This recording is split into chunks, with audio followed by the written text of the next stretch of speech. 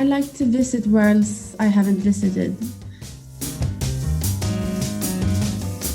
It's all about when I read the script. But I was always into clothes.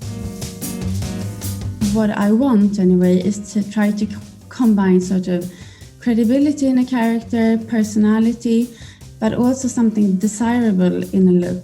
Denise Östholm is a Swedish costume designer and stylist. She's collaborated with two of the most exciting Swedish directors, Lukas Moodysson for Lylia Forever, Love Away, starring Gael, Garcia, Bernal and Michelle Williams, and the TV serie Gösta, and Lisa Langseth dressing the characters of Euphoria and Netflix show Love and Anarchy.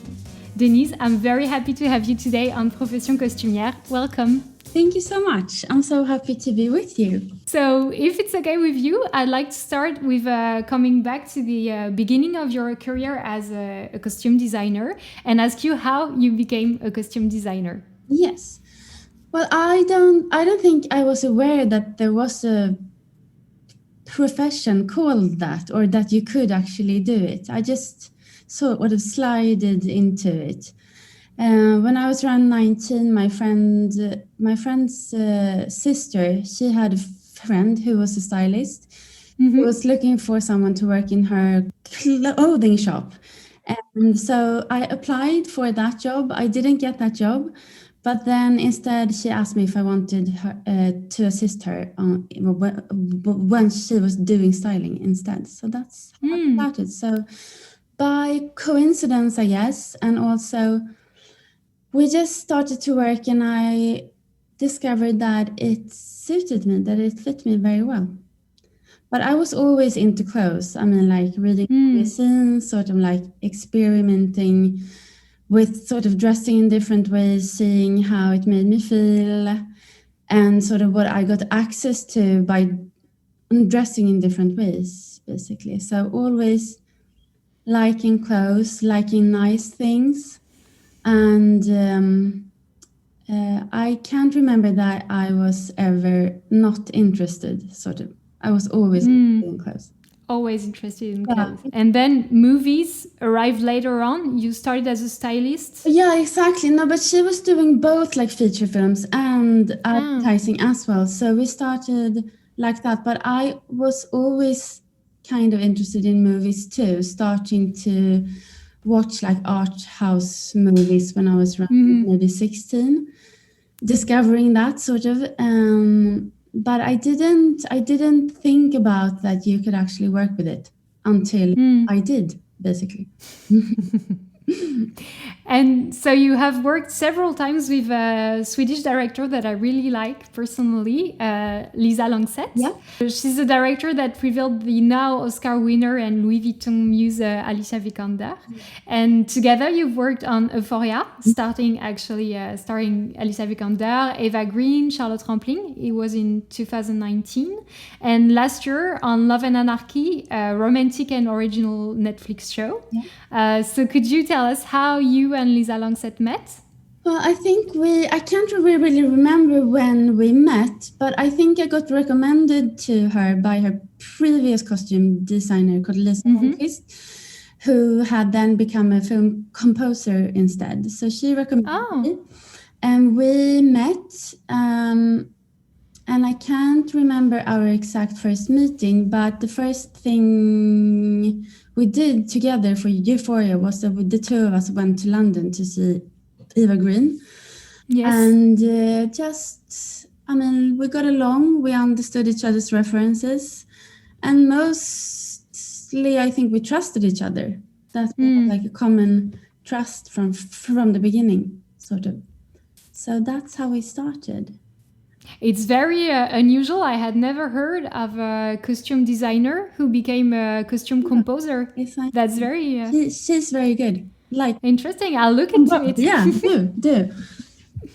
And so you were mentioning Eva Green, and so you worked on the movie together, Euphoria.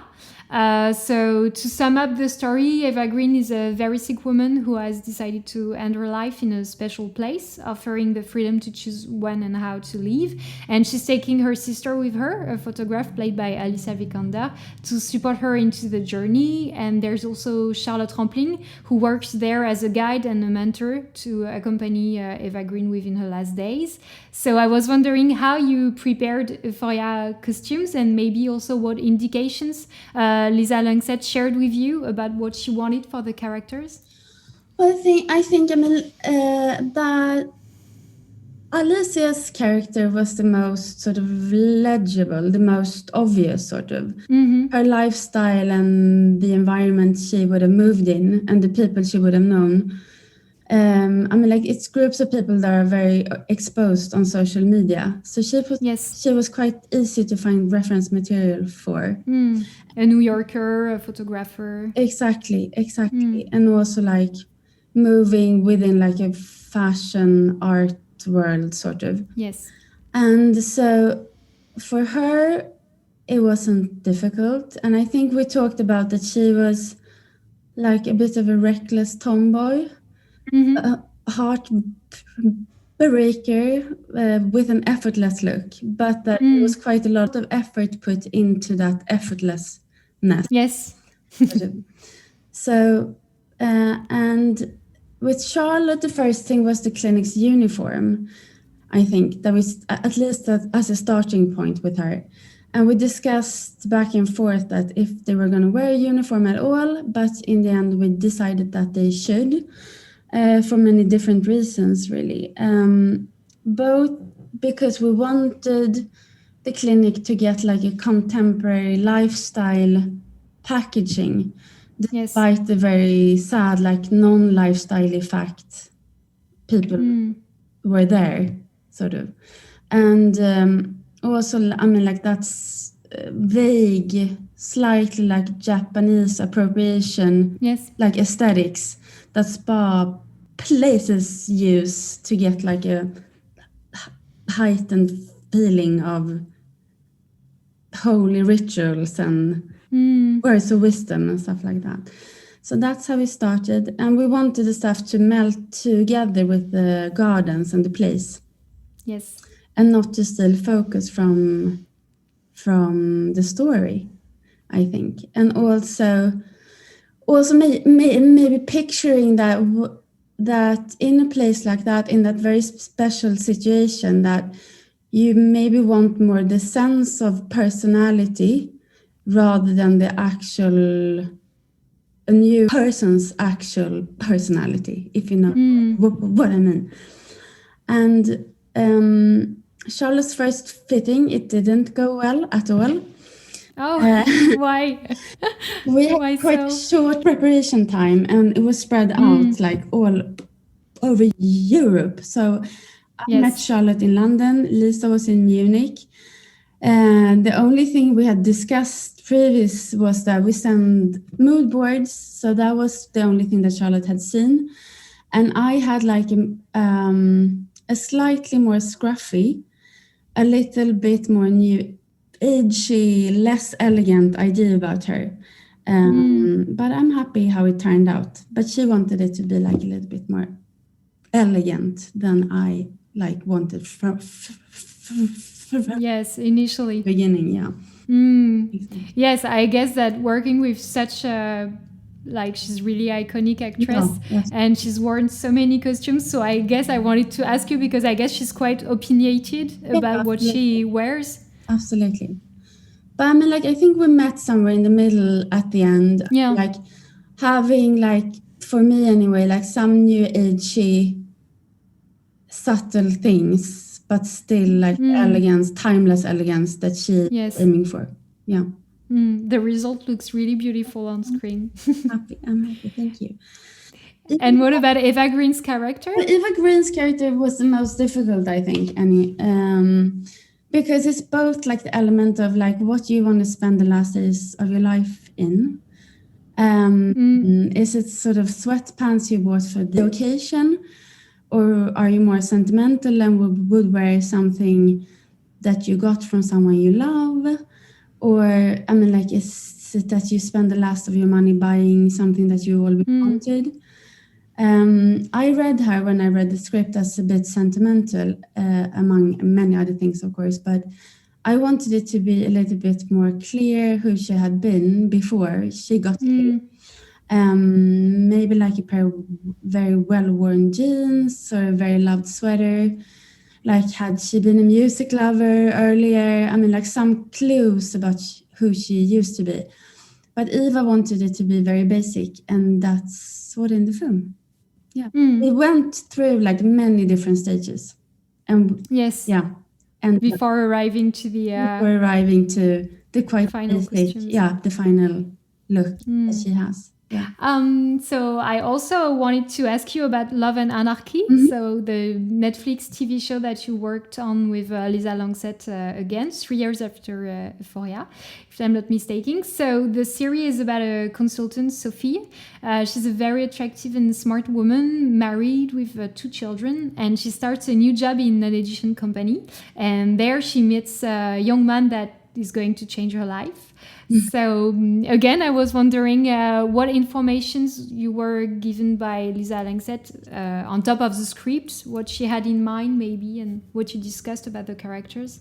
Yeah, no, but I think that, I mean, like, since we had done Euphoria, we sort of like synced our references. So, and since both me and Lisa, we are born in Stockholm, grew up here, live here, so we could use like a lot of internal references, like being like, do you know her or like him? So it was easy like that. But I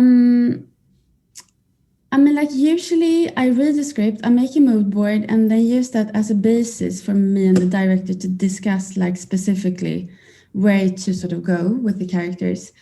And I think with this, I think it takes place in groups of people where I think both me and Lisa semi-existed or at least visited.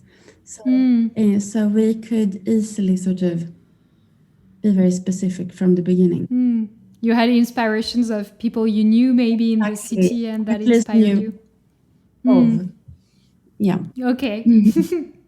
And so you're also a stylist, and you mentioned it in the beginning. So I guess, well, I was wondering at least if it inspired you composing Sophie's really trendy wardrobe, maybe. Yeah.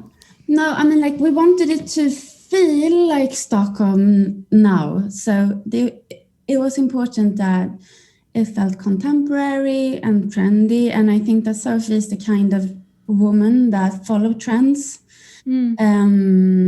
So I think, I mean, I think it helps being both like a stylist, doing like advertising and stuff, and doing this at the same time, because ideally what I want anyway is to try to combine sort of credibility in a character, personality, but also something desirable in a look. I mean, like, it doesn't necessarily have to be like trendy or like fashiony, but something that's attractive. Yes. In some ways, anyway.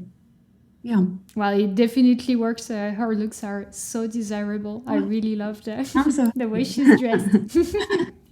And I was wondering if for those costumes you used rental places, you shopped new clothes. How did it work on that project? Well, I mean, like, for Love and Anarchy, I think we purchased almost everything. We didn't rent almost anything anyway. But I think Sophie's the only character I bought new things for. Like, everyone else is mostly vintage, I would say. Yes. And so it's vintage shops combined with like other new things. And also like looking in friends' wardrobe. Because, like, example, my friend is a commercial producer. And for Sophie's family, I went to his house, went through his closet and his kids, and getting like fancy T-shirts and cashmere sweaters and sweatpants and stuff like that was really worn out. stuff that usually don't end up like in a vintage shop because it's too worn. Too worn, yes. Yeah, so it was like a jigsaw, like getting stuff here and here and like looking around what you can find. Also, like some of my clothes are in the... Oh, really? Like which one? Like some sweatpants and some old tops and, you know, stuff. Ah, that's nice. Yeah. Okay. So it's a combination of like anything, I guess. Yeah. Yeah, to create like real and authenticity feeling. Exactly. And also like all the expensive like watches and jewelry and stuff, that's rented from different shops in Stockholm. Yeah. Okay. And I was wondering, because Sophia also has edgy moments, such as her Cyndi Lauper day or her full glitter outfit. So I was wondering how you came up with those specific outfits as well. I mean, for the glitter outfit, I had done that summer, I did like a holiday campaign for a company. And I knew that would be released for Christmas.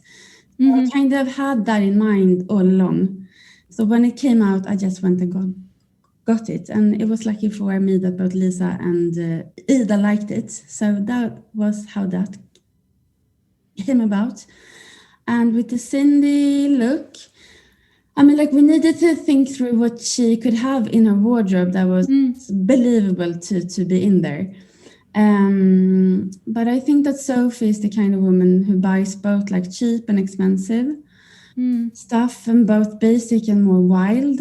And I'm pretty sure that she stops by like a shop on her way from work at the night where they're gonna go to dinner party or something, stuff that she never ends up using or returning. So I mean, like it wasn't that limited in the sense that I at least could picture that she had quite a lot of different things in her wardrobe.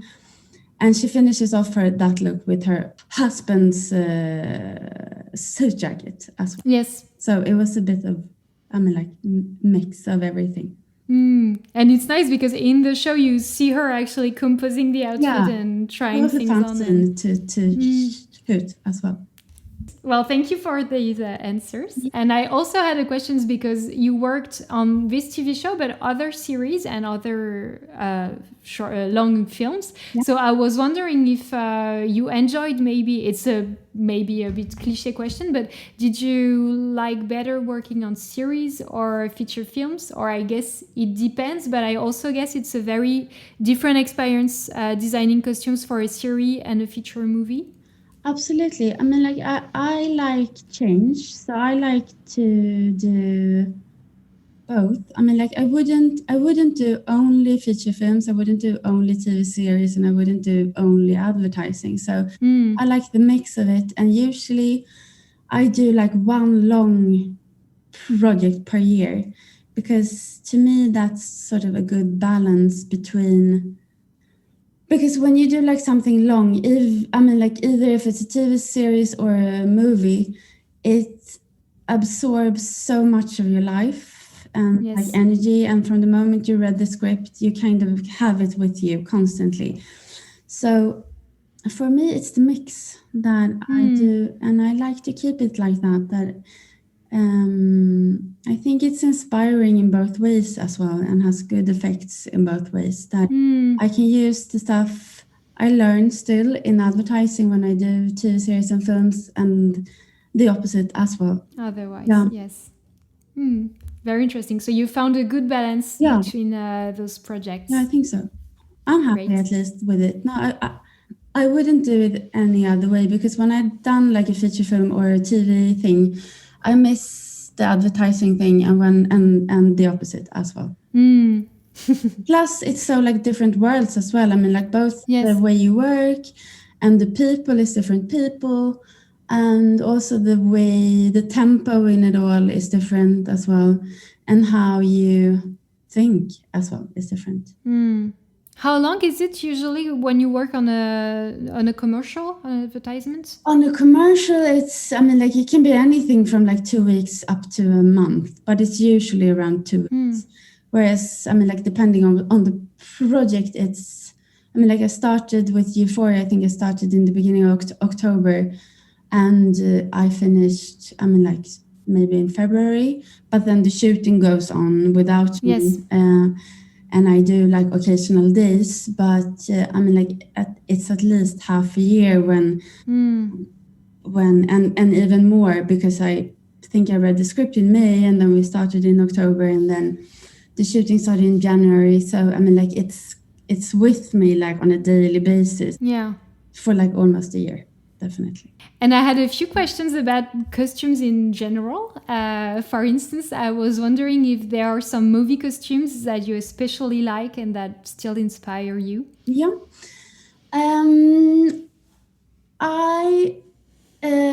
I've always liked Barry Lyndon by Stanley Kubrick.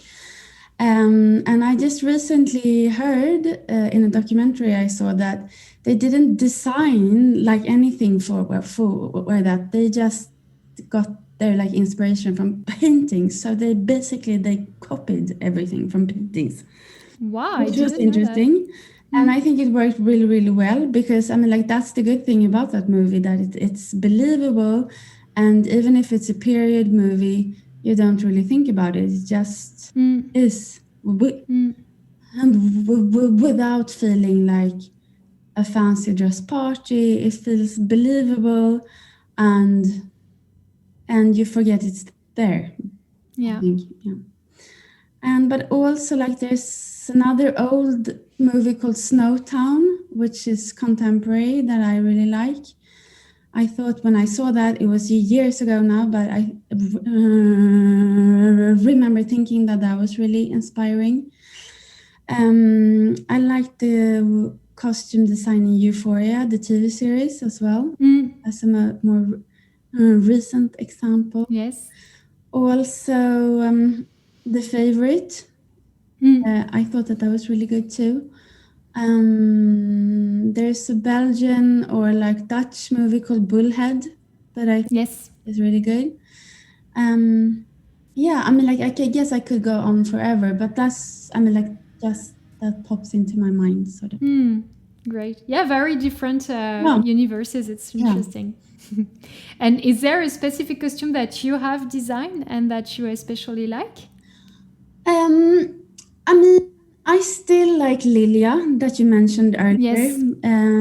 It was, I mean, like, even I haven't seen it in a long time, but when I think about it, I mean, like, it was one of the first feature films I did, but it's still like one of my favorites, because I mean, like, both the subject, I think, but also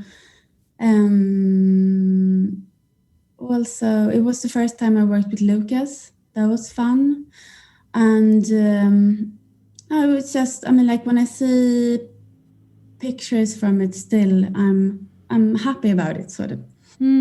And a very good memory. Yeah, exactly. It was hard, but it was fun, and it turned out like it was so much hard work, and it was such a long time as well. And since it was the first thing I did, it was also super, super scary. Like nightmares, like every night. Oh no. Yeah. But no, I think it's sort of like one of my favorite projects. But also, I did a TV series with Johan Renck called The Last Panthers, that I am happy about too. And also Gösta, that you also mentioned before. Yes. I like that too. Yeah. Great. But there, I mean, like, it's many characters, like, over the years in both like, advertising and films that I like, but it's like subtle things that maybe never was shown on camera that I am happy about. Like, I'm so happy about those shoes, but no one saw them really. But you know, it's some details, some small details that I know were there, but maybe no one saw them.